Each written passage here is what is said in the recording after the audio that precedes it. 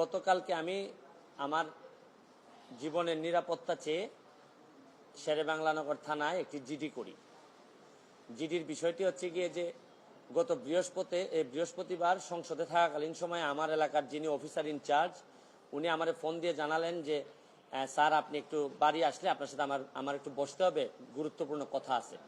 তো শুক্রবারে আমি বাড়ি যাওয়ার পর উনি দুপুরবেলা আমাকে বললেন, আমাকে একটা মেসেজ দেখালেন যে উনাকে একটা লোক 2-3 দিন ফোন করার পর উনি যখন আমলে নিচ্ছিলেন না তখন উনারে একটা মেসেজ দেয় যে ওই লোকটা, অজ্ঞাতনামা লোকটা আমার সাথে দেখা করতে চায়, কথা বলতে চায়, দেখা করতে চায় না, কথা বলতে চায়। তো ওসি সাহেব আমলে নেননি। পরে যখন মেসেজটা দেখছেন যে মেসেজের মধ্যে আছে, দেখা যাচ্ছে যে একটা কন্ট্রাক্ট কিলার গ্রুপ যারা হায়ার করা হয়েছে তারা নাকি অ্যাক্টিভ, তার বক্তব্য অনুযায়ী। তো ওসি সাহেব আমারে উনার ফোন দিয়ে ওই অজ্ঞাতনামা ব্যক্তির সাথে ফোনে ধরাই দিলেন। আমি কথা বললাম, কথা বলার পর যে জিনিসটা ওরা জানাইলো আমাদেরকে, ওই অজ্ঞাতনামা ব্যক্তি সে নিজেকে আইডেন্টিফাই করতে চায় না, সে তার অ্যাড্রেস বলতে চায় না।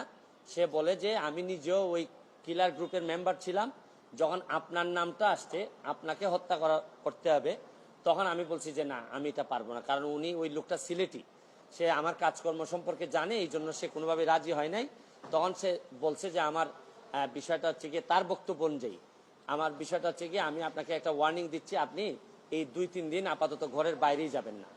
তো এইটা শোনার পর আমি নর্মালি এর আগে অনেকবার আমি মৌখিকভাবে বা আমার পিএস এর মাধ্যমে বিভিন্নভাবে আমি থ্রেট পাইছি, এগুলো আমি আমলে নেই না, কারণ এগুলা সামনে বললে একটা প্যানিক তৈরি হইতে পারে, এই জন্য আমি কখনোই সামনে নিয়ে আসি নাই।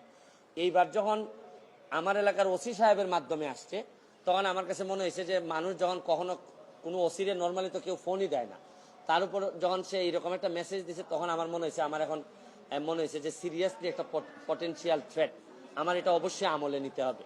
তো এই জন্য আমি ওই দিন পরের দিন সকালেই আমি ঢাকা চলে আসি, সংসদ ভবনে চলে আসি। এসে আমি এর ভিতরে আমি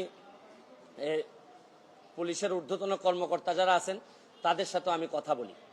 তো এরপরে আমি জিডিটা আমি গতকালকে করছি।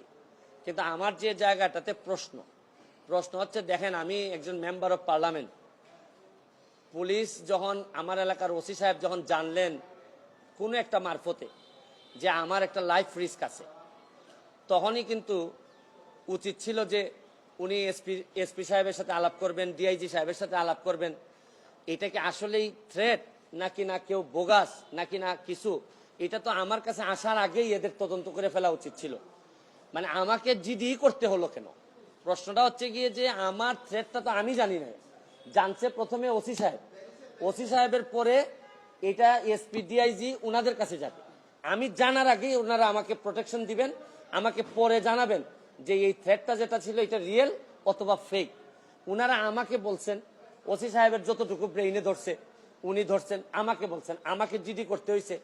আর আমার নিরাপত্তা তো এখন আমার নিজেরই দিতে হইতেছে। এখন রাষ্ট্রযন্ত্র, আমি এটা বুঝলাম না যে এই রাষ্ট্রযন্ত্র আসলে কি আদৌ আমার বাঁচায় রাখতে চায় কিনা। কারণ হচ্ছে কি, আমি যাকে জিডি করতেছি পুলিশ ডিপার্টমেন্ট, সেই তো আগে জানছে আমার আগে, সেই তো আমার বলার দরকার ছিল যে সে ব্যক্তি আইডেন্টিফাই করা যায় নাই। পুলিশ মারফত কখনো শুনলাম যে ওনারা নাকি ট্রেকিং করে, কখনো বলছেন যে পাহাড়তলি চট্টগ্রামের, তারপরে কখনো বলতেছেন তার বাড়ি এই বড়লেখা বা সিলেটের কোন জায়গায় যেন। তা আমার বিষয়টা হচ্ছে গিয়ে যে দেখেন, এই দেশে বঙ্গবন্ধু মারা গেছেন, তার পরিবার সবাই মারা গেছে, আমার হবিগঞ্জের শাহ এম এস কিবরিয়া সাহেব মারা গেছেন, আমরা তো কোনো প্রোটেকশনই দিতে পারি নাই।